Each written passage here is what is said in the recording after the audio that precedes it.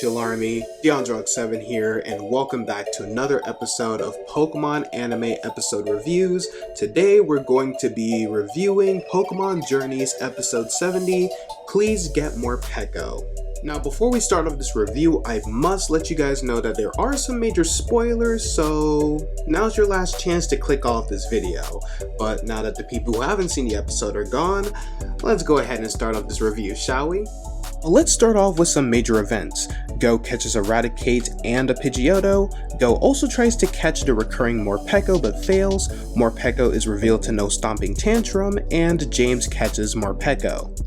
Now on to the review. With how Morpeko has been the closest thing to a Team Rocket Pokemon addition to the current series, and this is the first Team Rocket focused episode in quite a while, how did this episode do? On the whole, I feel I enjoyed this episode more for what it does for the series as a whole than what it did by itself. To talk of the most important issue of the episode first, I feel the most important problem of it was how the structure given to the plot was quite a bit loose, as while there is a definite idea behind it that does eventually have payoff, suffers a small amount thanks to the central character of this episode.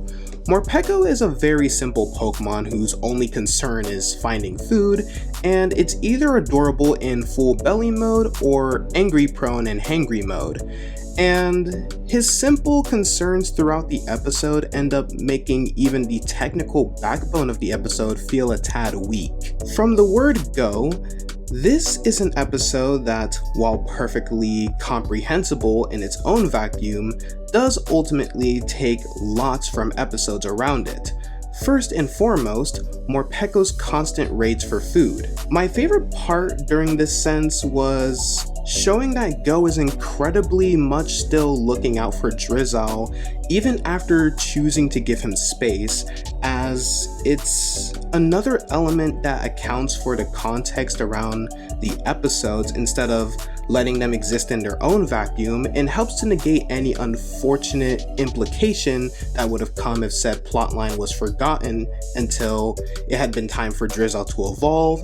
And I liked to see that while he still likes to be alone, he isn't completely antisocial and can share food and be happy. The climax of the episode was perhaps the most disjointed element of it, as it's ultimately an incidental element itself by being a generic capture operation, and while it does feature a conventional usage of the Rocket Prize Master, the eventual goal of it is to reunite Morpeko and Team Rocket. Even with a reasonably wholesome closure with James catching Morpeko afterward, it winds up highlighting how this episode's structure was shaky at best because of how James getting attached to Morpeko plays more into James's general disposition than forming a correct bond earlier than capture, other than full belly Morpeko being willing to allow James plenty of his personal food. Ultimately, accounting for that, I feel what the episode does well is providing some small corrections for recurring problems with journeys, be they giving James a correct Pokemon, giving us a small amount of dedicated screen time for Go's army for their individual personalities, plus even a touch of Lucario, and lastly, acknowledging episodes and developments outside of this episode. With that said, that's going to conclude today's episode of Pokemon Anime Episode Reviews. Thank you all for watching. If you guys enjoyed, don't forget to smack that like button. Also, don't forget to click that bell icon and that subscribe button because it's 100% free, so I don't know what's stopping you. And be sure to check out all of my other contents as well. But until then, that's going to be it for today, and I'll see you guys on the next video. Only good, Chill Army.